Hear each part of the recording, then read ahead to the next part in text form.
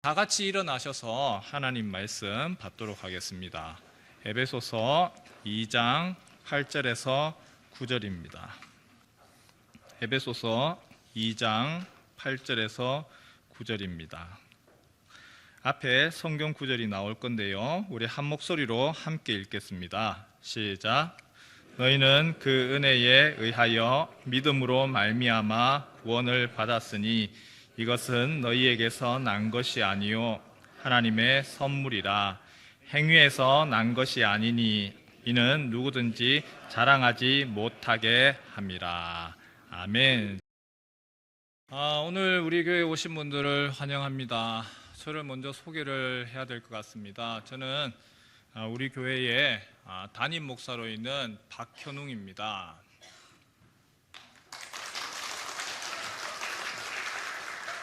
교회를 다니신 분들은 담임 목사라고 하면 뭔지 아시는데, 교회 안 다니신 분들은 담임 목사가 뭔지를 모르시죠.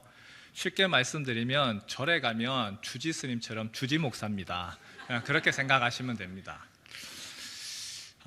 저는 이 시간에 교회 오신 분들에게 교회가 뭐 하는 곳이냐, 기독교가 도대체 뭐 하느냐, 오늘 그 핵심으로서 예수님에 대해서 소개를 하려고 합니다. 기독교 이름 그대로 예수교. 기독교에서는요, 예수님 빠지면 아무 필요가 없습니다. 예수님 이야기 없으면 존재 가치도 없습니다. 이런 이야기 들어보셨을 거예요. 예수 믿으세요. 예수 믿으세요. 예수 믿으면 천국 갑니다. 그런 이야기 들어보셨어요? 어떤 경우에는 이런 이야기도 심지어 들어보셨죠. 예수 천당, 그 다음 뒤에 뭐예요? 불신지옥. 저기 부산역 같은 데 가면 그런 이야기 들어요. 그런 이야기 들으시면 기분이 어떻습니까? 기분 좋습니까? 기분이 안 좋아요. 왜 안 좋으세요? 마치 느낌이 예수 천당 불신지옥, 마치 예수 깡패가 딱 나타나가지고, 야, 예수 믿어. 안 믿어? 믿으면 천국 보내주고, 안 믿으면 너 지옥 보낼 거야. 마치 그런 느낌이거든요. 그런데 예수 천당 불신지옥은 그런 얘기가 아닙니다. 많은 사람들이 다 좋은 데 갈 거야, 죽으면 좋은 데 갈 거야, 명복을 빌고 그러다 보니까 싫어해서 그런데요, 이건 마치 병원에서 이 얘기하고 똑같습니다. 암 진단이 나왔어요. 암입니다. 수술 받으셔야 됩니다. 수술 안 받으면 큰일 납니다. 수술 안 받으면 당신 죽습니다. 여러분, 지금 의사가 무슨 얘기하는 거예요? 지금 협박하는 겁니까? 수술 꼭 받으세요. 수술 받으면 낫습니다. 수술 안 받으면 이 상태로 내버려 두면 당신 죽어요. 큰일 나는 거예요. 지금 그 이야기 하는 거죠. 권면하는 거예요. 예수 천당 불신지옥도 마찬가지입니다. 예수 천당 불신지옥, 예수님 믿으세요. 그러면 당신 천국 갑니다. 그러니까 예수 안 믿고 괜히 지옥 가려고 하지 말고, 그러면 큰일 납니다. 그러니까 예수님 믿으세요. 권면하고, 그리고 좋은 곳에 가는 것이 아니고 가만히 있으면 지옥 가는 거니까, 그냥 가만히 있으면 나 천국 갑니다, 좋은 곳 갈 거예요, 극락 갈 거예요, 그런 거 아니니까 제발 예수님 믿으세요. 그렇게 권면하는 거죠. 옆에 분에게 한번 여쭤볼까요? 옆에 분에게, 가까이 오신 분이시죠? 옆에 분 아시는 분이십니까? 얼굴 한번 보실래요? 처음 보세요? 처음 보시는 분이라도 괜찮고요. 아는 분이면 한번 물어보세요. 천국 가고 싶으세요? 지옥 가고 싶으세요? 혹시라도 여기 나 지옥 가고 싶으세요 하는 분이 있습니까? 아무도 그런 분 없을 겁니다. 천국 가고 싶습니다. 사람은요, 누구나 마찬가지죠. 100년 정도의 삶을 살아가죠. 인생 100년 조금 못되게 사는 분도 계시고 100년을 넘게 사는 분도 계십니다. 하지만 사람은요, 모두 다 나이가 들고 병들고 죽음을 향하여서 갑니다. 모두 다 죽습니다. 근데 죽음 이후에가 문제죠. 죽음 이후에 하나님 뭐라고 이야기하느냐? 죽음 이후로 너가 끝이 아니다. 죽으면 그만이지, 죽으면 끝이야. 끝이 아니래요. 죽음이 끝이 아니라는 거예요. 죽음 이후에 두 가지 갈래길로 갈려진답니다. 한 곳은 어디냐? 우리가 천국이라고 이야기하는데 그것은 하나님이 계신 천국이고, 한 가지 갈림길은 지옥이라 불과 유황이 있는 뜨거운 불구덩이 지옥이라고 이야기를 해요. 근데 이 천국과 지옥을 많은 사람들이 자꾸 장소적인 거, 어떤 뭐 천국의 하늘에 어디 가고 뭐 지옥의 저 밑에 가고 그렇게 생각하지 마시고 천국과 지옥을 조금 다르게 한번 생각을 해보는 겁니다. 천국은 어떤 것이냐? 하나님이 계시기 때문에 행복한 곳입니다. 여러분들에게 있어서 가장 행복했던 순간 있지요? 가장 행복했던 순간 언제입니까? 내가 지금까지 지나오면서 진짜 행복했어, 나 그때 너무 좋았어. 천국이라고 하는 것은 그 행복했던 순간을 한 1억 배를 한번 뻥 튀어 보십시오. 그것이 천국이에요. 지옥은 어떤가요? 여러분에게 있어서 가장 괴로웠던 순간, 가장 고통스러웠던 순간, 너무 힘들어, 이건 뭐 죽는 게 낫겠어, 그 순간을 1억 배를 뻥 띄워 보십시오. 그곳이 바로 지옥이에요. 천국, 하나님이 계시기 때문에 행복합니다. 그곳은 기쁨이 있습니다. 하나님이 있기 때문에 따뜻한 곳입니다. 그리고 하나님이 용서하시고 은혜가 있고, 그리고 그것은 사랑이 가득한 곳입니다. 하지만 지옥은 어떻지요? 빛이 없는 곳이고 하나님 없는 곳이고 춥고 그리고 어두운 곳입니다. 문제는 보통 사람들은 다 하나같이 많은 사람들이 얘기하기를 우리가 착하게 살면 천국 간다, 죽으면 좋은 곳에 간다. 교회 다니는 사람들 중에서도 그렇게 이야기하는 분이 계세요. 교회 다니고 봉사 열심히 많이 하고 헌금도 많이 하고 일요일마다 꼬박꼬박 교회 가면 천국 가는 게 아니냐. 그런데 그렇지 않습니다. 천국은 그렇게 가는 게 아니에요. 천국은 내 힘으로 가는 것도 아니고요, 착하게 살아서 가는 것도 아니고요, 봉사를 많이 해서 되는 것도 아니고요. 천국은 어떻게 가느냐? 천국은요, 하나님의 은혜로 가는 곳입니다. 에베소서 말씀인데요, 한번 띄워주실래요? 에베소서라고 하는 것은 도시 이름입니다. 저기 터키 튀르키에 있는 도시인데 그곳에서 전도를 하던 바울이라고 하는 분이 이런 이야기를 했어요. 우리 같이 다시 한번 읽을까요? 시작. 너희는 그 은혜에 의하여 믿음으로 말미암아 구원을 받았으니 이것은 너희에게서 난 것이 아니요 하나님의 선물이라. 행위에서 난 것이 아니니 이는 누구든지 자랑하지 못하게 함이라. 그냥 그 앞에 띄워 놓으세요. 제가 빨간색 글씨를 몇 개를 지금 썼는데 그 가운데 구원이라고 하는 단어가 있습니다. 예수 믿으세요. 예수 믿으면 구원받습니다. 구원이라고 하는 말이 무슨 뜻이냐면 구렁텅이에서 건져준다는 얘기입니다. 구원, 지옥이라고 하는 고통이 가득한 그 구렁텅이에서 행복이 가득한 곳으로 건져준다는 뜻입니다. 그게 바로 구원이라고 하는 뜻이에요.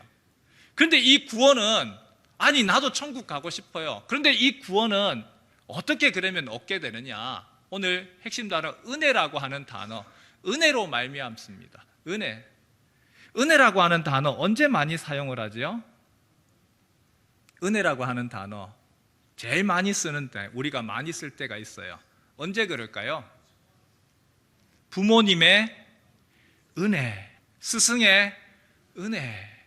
은혜라고 하는 것은요, 내가 받을 자격이 없는데 부모가 자기 자식을 사랑하기 때문에 거저 주는 거, 내가 아무런 대가 없이 그냥 그대로 사랑하는 거, 내가 할 수 있는 거 모든 걸 베풀어 주는 게 그게 은혜입니다. 여러분, 구원이라고 하는 거, 지옥이라고 하는 구렁텅이에서 천국으로 가는 거, 그건요 은혜로 간답니다. 내가 뭔가를 해서 노력하고 착하게 살고 봉사 많이 해서가 아니라 하나님이 은혜로, 그냥 하나님의 은혜로 그냥 불쌍히 여기셨어. 믿음이라는 단어도 마찬가지예요. 믿음이라고 하는 단어, 저 밑에 행위라고 하는 단어가 있네요. 반대되는 단어예요. 믿음이라고 하는 단어, 내가 그냥 받아들이겠습니다는 뜻입니다. 내가 행위로 무언가를 해서가 아니라 내가 그거 하신 거, 내가 받아들이겠습니다. 내가 믿겠습니다. 내가 받아들입니다. 내가 지금 하는 것은 아무것도 없어요. 선물이라고 하는 거. 선물, 여러분 선물 좋아하십니까? 선물 어떻죠? 선물의 가장 큰 특징이 뭐죠? 공짜예요. 선물은 공짜예요. 여러분 뇌물하고 선물하고 무슨 차이가 있어요? 뇌물은요 뭔가가 대가가 있어야 돼요. 선물은요 대가 없어요. 그냥 좋아서 주는 거예요. 선물이에요. 구원이라고 하는 건 선물이에요. 대가가 아니라 선물이라. 은혜라고 하는 단어, 믿음이라고 하는 단어, 선물이라고 하는 단어, 구원은 어떻게 해요? 예, 하나님의 선물, 은혜, 공짜로. 그걸 그냥 받아들이기만 하면 되는 거예요. 천국은요, 내가 무엇을 해서, 내가 무엇을 어떻게 잘해서 성취해서 하는 것이 아니고 그냥 주어지는 겁니다. 왜냐하면 천국은 내가 성취할 수 있는 곳이 아니기 때문에 그렇습니다. 천국은 내가 잘해서 노력해서 갈 수 있는 곳이 아니기 때문에 그렇습니다. 천국은 나 같은 죄인이 갈 수 있는 곳이 아니기 때문에 그렇습니다. 교회에 오셔가지고 참 불편해 하시는 단어 중에 하나가, 교회 안 다니시는 분이 교회에 오셔서 참 불편해 하는 단어가 있는데 죄라는 단어예요. 죄. 당신 죄인이야. 아니 다른 종교는 안 그런데 기독교만 유독 죄인이다. 이 죄 이야기를 너무 많이 해요. 그래서 아주 불편한 거예요. 근데 이 죄라고 하는 거 왜 자꾸 기독교에서만 자꾸 죄를 언급을 할까? 이유가 있어요. 죄를 언급을 하는 이유가 무엇이냐면 정확한 진단을 하기 위해서 그렇습니다. 의사가 환자를 치료를 합니다. 근데 환자 치료할 때에 정확하게 진단이 없이는, 정확히 진단하지 아니하고 아무리 비싼 약, 좋은 약 쓰더라도 아무 의미가 없는 거예요. 정확하게 진단을 해야 돼요. 우리가 천국 이야기하는데 천국은 완전한 곳이에요. 하나님이 계시기 때문에 그것은 완전해요. 그런데 죄인은 갈 수가 없어요. 제가 여기에 종이가 있는데 하얀 종이입니다. 이 하얀 종이에 점이 하나만 있어요. 그러면은 이 물건 이거 팔 수 있습니까? 팔 수 없어요. 이건 벌써 불량품이에요. 천국은요, 죄인이 갈 수 있는 곳이 아니에요. 못 가요. 근데 문제는 뭐냐 하면 우리 모두는 다 죄인이에요. 죄 없는 사람이 없어요. 죄에 대해서 잠깐 한번 이야기를 한번 해볼까요? 죄가 뭐지요? 죄가 뭡니까? 어떤 법이 있습니다. 법을 어기는 것이 죄입니다. 고속도로를 달리는데 100km 달리라고 하는데 120km를 달렸어요. 그러면 경찰이 어떻게 하죠? 당신 범칙금 값 치러라. 얼마 전에 저희 장모님께서 이사를 하셨습니다. 집 앞에다가 차를 둘 수 없으니까 사다리 차를 와야 되니까 그 옆에다가 잠깐 세워놨어요. 이사한다고 정신없이 왔다 갔다 다녔는데 나중에 행운의 편지가 왔어요. 구청에서 12만 원이래요. 세상에 저는 주차 딱지가 이렇게 비싼 거 처음이었어요. 왜 비싼가 했더니 어린이 보호구역에다가 주차를 했대요. 3배를 물었어요. 그거 물면서 기분이 어떤 줄 알아요? 화가 막 올라오기 시작을 하는데 제 안에서 내가 잘못한 거잖아요.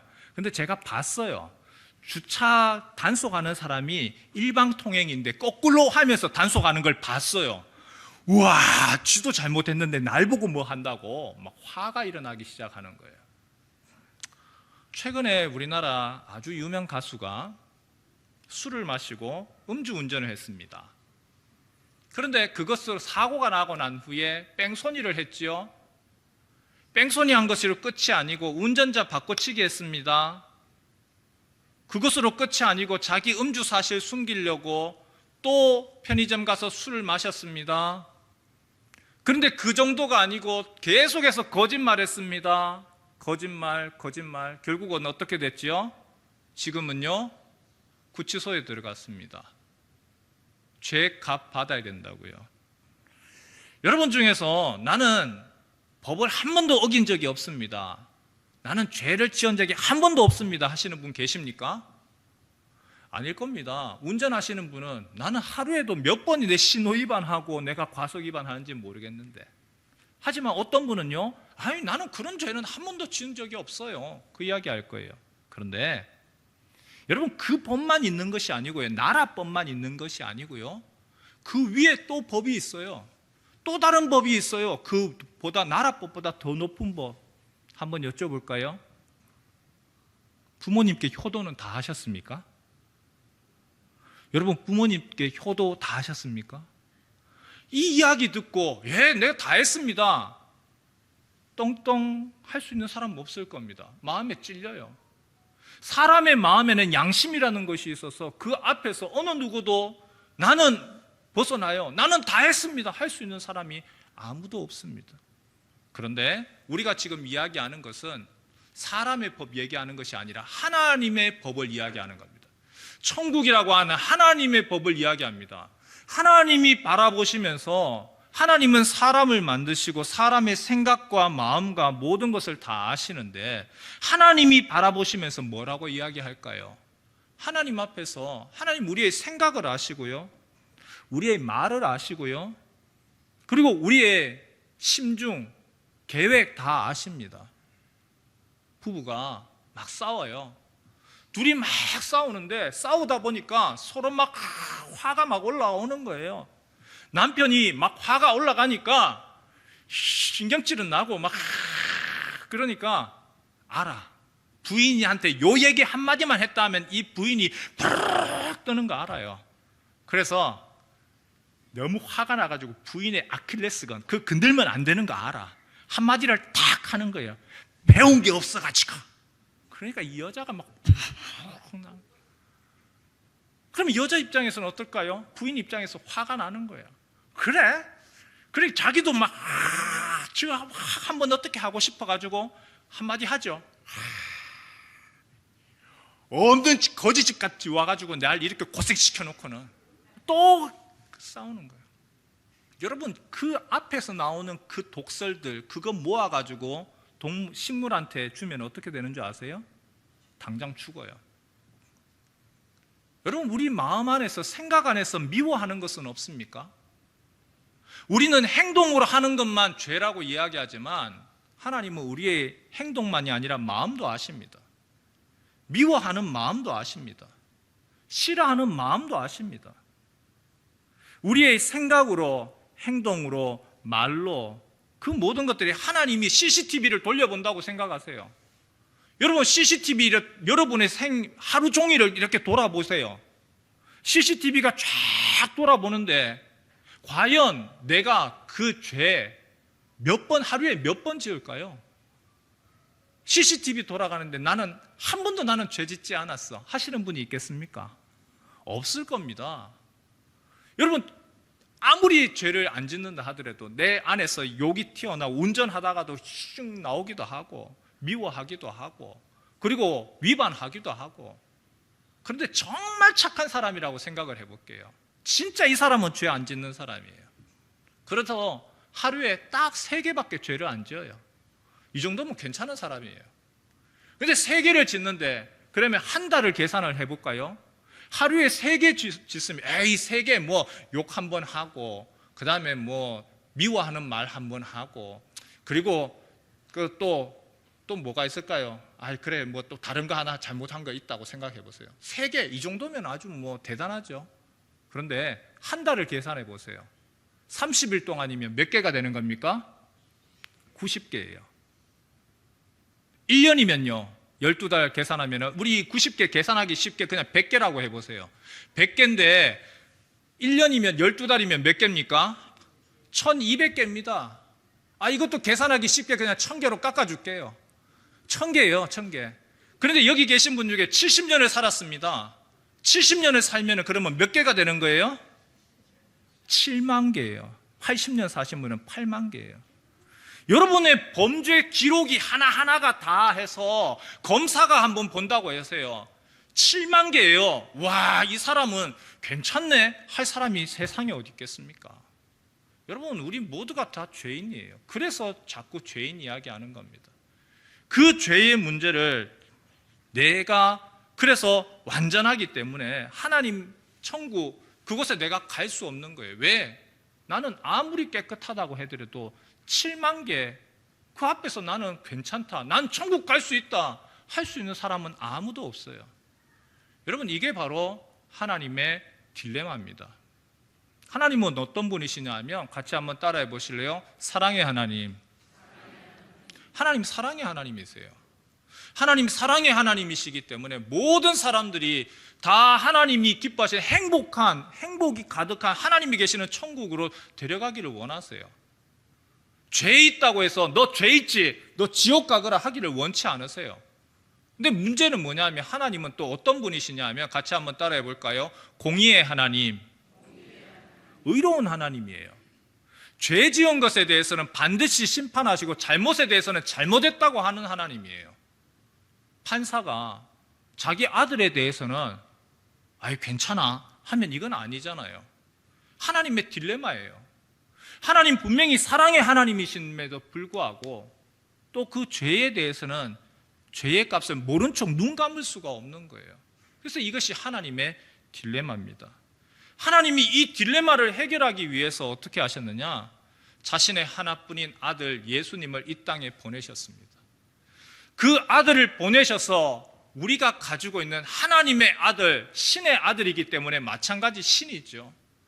그 신이 인간의 모습으로 이 땅에 오셔서 모든 사람, 내가 가지고 있는 죄, 그 모든 죄를 대신 짊어지시고 그 죄의 죄값을 대신 치르신 겁니다. 그 아들이 대신해서 죽으신 거예요. 그것이 바로 죄의 값 치른 거, 십자가 형틀에 죽은 이유이죠. 제가 이해하기 쉽게 한 가지 예를 하나 들겠습니다. 조그마한 나라에 임금님이 계셨습니다. 그런데 이 임금님은 아주 의로우신 분이셨어요. 국민들을 상대로 하는데 이분은요 항상 의롭게 공정하게 판단을 하셨어요. 돈 있다고 눈 감아주지 않고 힘 있다고 빽 있다고 그렇게 하지도 않고 아주 공정하고 의롭게 상 받을 사람 상 주고 벌 받을 사람 벌 주고 아주 공정하게 했어요. 국민들이 임금님을 아주 칭송했습니다. 야, 우리 임금님은 의로우신 분이야, 공정한 분이야. 그런데 이 임금님은요 또 홀 어머니가 계셨어요. 이 홀어머니를 모시고 있는데 임금님이 얼마나 이 효성이 지극한지, 그 의로우신 임금님이 사랑이 많아서 그 어머니에게는 지극정성이었습니다. 백성들이 임금님에 대해서 칭송합니다. 야, 우리 임금님은 정말 사랑이 많으신 분이야. 사랑이 아주 지극히 많으신 분이야. 그런데 이 나라에 어떤 법이 하나가 있는데 이 법을 위반하면 그 누구도 예외 없이 기둥에다가 묶어 놓고 그 사람의 윗옷을 벗기고 그 묶인 상태에서 채찍으로 때리는 겁니다. 40대를 때립니다. 이 40대를 때리는데 그 채찍의 끝에 무엇이 달려 있느냐 하면 납이 달려 있어요. 납조각이. 이 납조각이 있어서 때리면 등짝에 맞자마자 그 살가죽이, 그 살이 찢겨 나가는 거예요. 그 법이 있습니다. 문제는 어느 날 소문이 들리는데 임금님의 어머니가 그 법을 위반했다는 소문이 들리는 거예요. 그러자 국민들의 반응이 수군수군됩니다. 어떤 사람은 우리 임금님은 의로운 분이니까 어머니가 죄를 지어도 반드시 법대로 처리할 거다. 어떤 분은 우리 임금님은 사랑이 많으니까 우리 임금님은 사랑으로 대할 거다. 국민들 여론이 왔다 갔다 하면서 반으로 나눠졌습니다. 그런데 누가 보더라도 그 어머니가 그 법을 위반한 게 맞아요. 사람들이 몰려들었습니다. 임금님이 어머니를 어떻게 재판하는지 사람들이 쳐다보는데 임금님이 고민을 하다가 결정을 합니다. 이 여인이 법을 위반한 것이 맞다. 기둥에 묶어서 40대를 때려라. 그 판단이 일어나니까 한쪽에서는 야, 임금님 만세, 우리 임금님은 공의로운 분이야, 의로운 분이야, 법에 대해서는 어느 누구도 봐주는 것도 없이 야, 우리 임금님 대단해. 근데 한쪽에서는요, 난리가 났습니다. 야, 어떻게 사랑이 많은 임금님이 홀어머니, 연세 많은 홀어머니를 어떻게 그렇게 끔찍한 형벌에다가 넘길 수가 있는가? 한쪽에서 난리가 났습니다. 집행을 합니다. 어머니를 기둥에다 묶었습니다. 그리고 이제 어머니를 때리기 위하여서 집행관이 치려고 하는데 잠깐만! 임금님이 멈춥니다. 그리고는 자리에서 내려서 자신의 왕관도 내려놓고 자신의 왕복도 벗고 등짝을 그대로 내려놓은 상태에서 기둥에 묶여있는 그 어머니를 가서 끌어안는 겁니다. 그리고 집행관에게 말합니다. 이제 시작해라. 집행관이 치는데 때릴 때마다 그 채찍과 그 납조각에 살가죽이 살점이 떨어져 나가고 피가 튀기 시작을 하는 거예요. 예수님이 이 땅에 오셔서 십자가에서 죽으신 이유가 바로 여기에 있습니다. 우리가 그 죄로 인해서 죄값을 받아야 되는데, 천벌이라고 얘기하죠. 그 값을 치러야 되는데 우리가 그것을 감당을 하면 감당할 수가 없기 때문에 예수님이, 하나님의 아들이 이 땅에 오셔서 대신 십자가에서 우리를 위해서 감사하시고 그분이 죄의 값을 치른 거죠.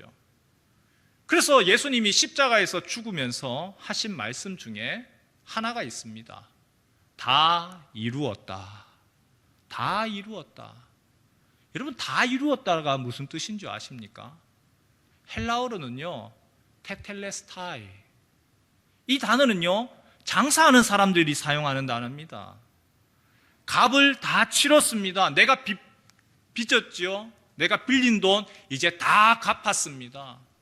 내가 그 값, 죄로 인한 값 다 치렀습니다.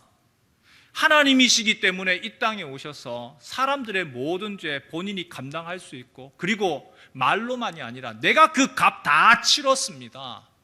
테텔레스타이, 다 이루었다는 뜻입니다. 예수님이 십자가에서 형벌을 받고 죽은 것은 그분이 죄가 있어서가 아니라 바로 저와 우리 모두의 죄를 위해서 값을 치르신 것이죠. 다 치렀습니다. 그래서 어떤 사람이 죽어서 천사가 와서 자, 이제 가자, 야, 이제 천국 가자 라고 이야기를 하는데, 마귀가, 사탄이 하나님 향해서 고소합니다. 이 사람은 죄인이에요. 이 사람은 이 죄, 저 죄 쫙 리스트를 대면서 죄인인데 어떻게 천국 갑니까? 말이 안 되죠. 하나님, 그거는 의롭지 않지 않습니까? 라고 할 때에 예수님이 옆에서 이야기를 하세요. 예, 맞습니다. 이 사람 죄인입니다. 하지만 내가 대신해서 이 사람의 값을, 죄값 치렀습니다. 내가 대신해서 이 사람의 값을 지불했습니다. 내가 천벌을 대신 받았습니다. 그리고 천국으로 데려가시는 거죠. 구원은요, 아까 천국으로 데리고 가는 거, 지옥에서 천국으로 데려가는 게 구원이라고 이야기했어요. 구원은요, 그래서 전적인 하나님의 선물입니다. 은혜로 내가 무엇을 해서 구원받고 천국 가는 게 아니라 은혜로 하나님의 전적인 선물입니다. 그러면 어떻게, 그러면 나도 그 선물 받을 수 있습니까?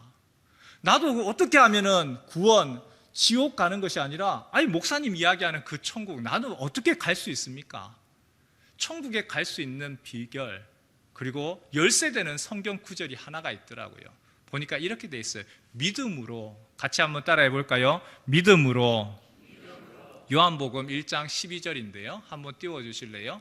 같이 한번 읽어 볼까요? 시작.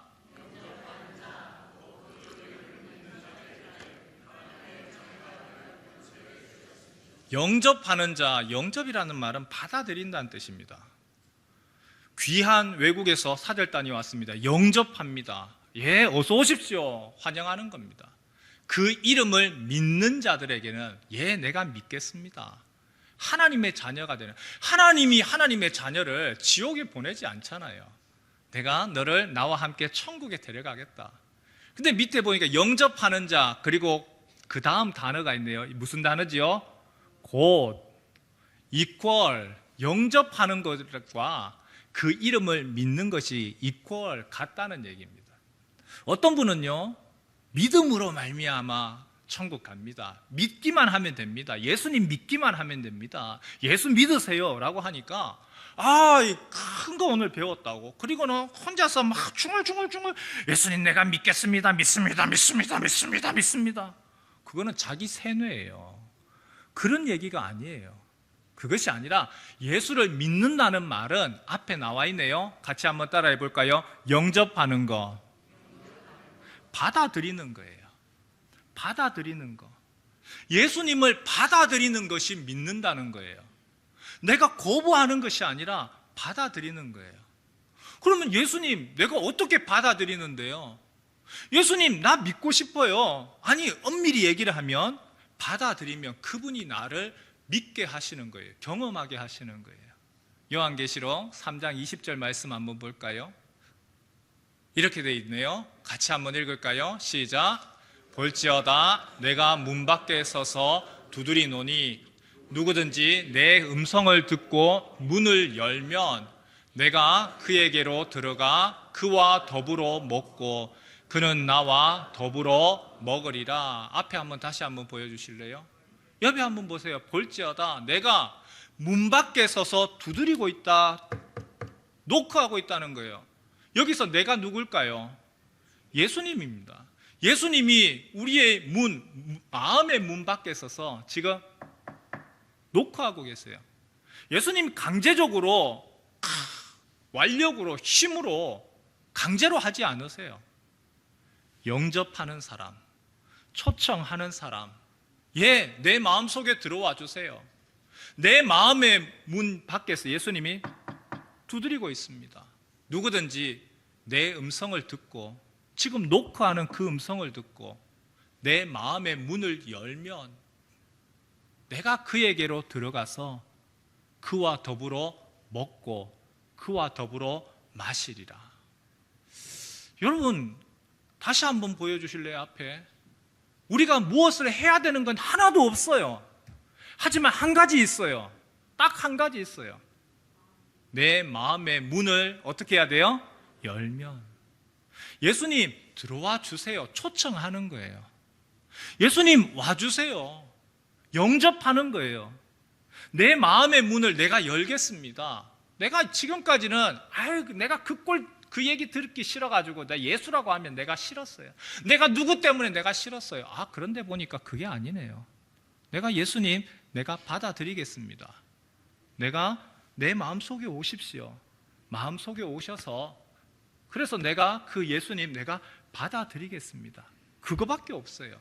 그렇게 하기만 하면 내가 문을 열면 내가 들어가서 너와 함께 먹고 내가 함께 하리라.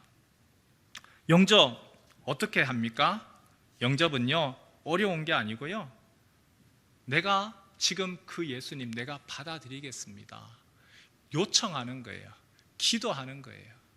혹시 이 자리에 그래요 목사님? 그렇다면 그 예수님 내가 영접하고 싶습니다. 나도 내가 오늘 이 시간에 내가 마음 문을 열겠습니다. 여러분 혹시라도 그 마음 가지고 있으신 분 계십니까? 그런 분 있으시다면 조용히 자신의 손을 그냥 오른손에다가 잠깐 한번 올려보실래요? 내가 그 예수님 내가 오늘 이 시간에 내 마음의 문을 열겠습니다. 지금 이 시간에 나에게 오셔서 나와 함께 해주시고 나에게 들어와 주세요 하시는 분 있으면 오른손을 들어서 잠시 한번 자기 자신을 표현 한번 해보실래요? 네. 잠깐 한번 눈을 감아 보시고요. 이 시간에 우리가 그 예수님을 영접하는 시간 잠시 가지겠습니다. 예수님을 영접하는 것은 기도로 하는 겁니다. 제가 기도할 때에 진심으로 한마디씩 따라해 주시면 돼요. 같이 한번 따라해 보실래요? 예수님, 저는 죄인입니다. 예수님께서 십자가에서 나를 위해 죽으시고 내 모든 죄를 씻어 주신 것을 믿습니다. 이 시간 제 마음의 문을 엽니다. 내 마음 속에 오셔서 나의 죄를 용서하시고 나의 인생의 주인 되시고 지금부터 영원까지 나를 인도해 주세요. 예수님 사랑합니다. 예수님 영접합니다. 예수님의 이름으로 기도합니다. 아멘. 여기 이 기도하신 분 있으실 건데요. 손을 한번 들어보실래요? 나 이 기도했습니다. 따라해서 내 진심으로 따라했습니다. 하시는 분 손 한번 들어보실래요? 네, 몇 분 계시네요. 네, 예, 하셨는데도 쑥스러워서 안 하셨어요? 네, 예, 한번 여쭤볼게요. 예수님 어디 계십니까? 내 마음속에 계십니다. 예, 예수님을 믿는다는 건 이런 겁니다. 내가 믿겠습니다가 아니라 예수님 내가 초청합니다. 내 마음속에 오셔서 나와 함께 해주세요. 그게 예수님을 영접하는 겁니다. 오늘 교회에서 맛있는 음식이 준비가 되어 있습니다. 함께 오신 분들과 식사를 맛있게 드시고, 내가 예수님 영접하고 난 후에 그래도 이게 목사님 나는 조금 더 궁금해요. 예수님 영접한 후에 그 다음에는 어떻게 하면 좋습니까? 마치 예수님을 영접했다는 것은 어린 아기가 금방 태어난 것하고 같아요. 그래서 아기 혼자는 못하잖아요. 그래서 어떻게 해야 되는지 그 다음에 알려드리고 또 안내도 해드립니다. 식사 마친 후에 제가 2층에 북카페가 저희 교회에 있습니다. 거기에 제가 있을 테니까요. 혹시라도 관심 있으시고 또 궁금하신 분들은 저를 만나고 가주시면 좋겠습니다.